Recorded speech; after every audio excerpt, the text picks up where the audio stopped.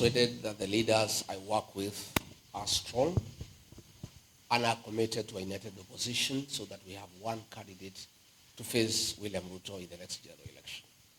I have personally committed before the people of Kenya that if I'm not chosen to be the flag bearer, I will be more than willing to support whoever is agreed on. My colleagues, Honorable Stephen Kalonzo Musyoka, has committed himself that in case he's not the flag bearer, he'll support whoever is agreed upon. Dr. Fred Matiang'i has committed that if he's not the flag bearer, he'll support whoever has been agreed on. What I know, and I appeal to my colleagues, is to remain strong and to remain focused because the people of Kenya expect us to stick together. William Ruto has rolled out a very elaborate plan to divide the opposition.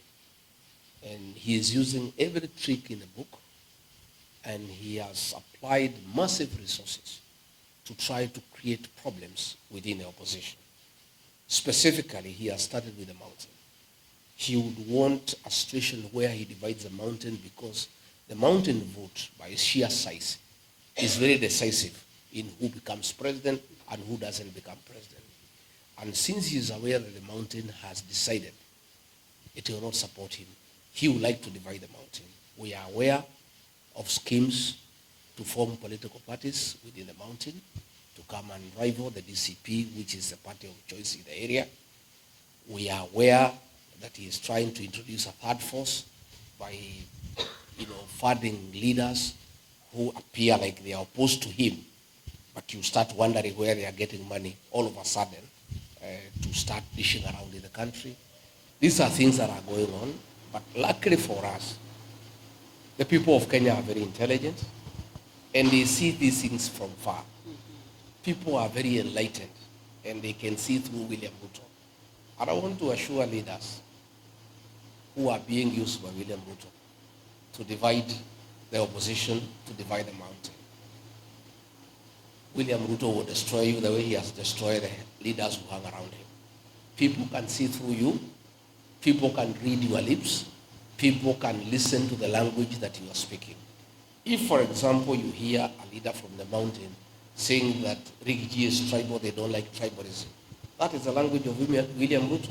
You don't need to have rocket science to know who is sponsoring that person, because that is the language of William Ruto of saying the people of the mountain as tribal. So if you hear a leader from the mountain all of a sudden talking about tribalism, oh, we don't want tribalism, that is the language of William Ruto. You can tell, and then you can see those leaders are having some bit of money, and they did not have money before. That tells you clearly what is happening. So I want to tell those leaders, the people are very intelligent. And I want to remind our leaders of the situation in the year 2002. The people of Kenya had decided that they did not want anything to do with Daniel Arap Moi and his project. And people had made that decision as a people, and the leaders were following them. The Honorable Musalia Mudavadi was in the group that had rejected the project of President Daniel Arap Moi.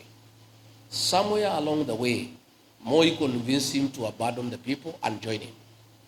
He dismissed Professor George Saitoti as vice president and appointed Musalia as vice president. And Musalia was earmarked to be the vice president for Uhuru Kenyatta. The people of Sabatia, the people of Vihiga, the people of Western Kenya refused to follow Musalia Mudavadi. He went alone. He lost his seat as a member of parliament for Sabatia.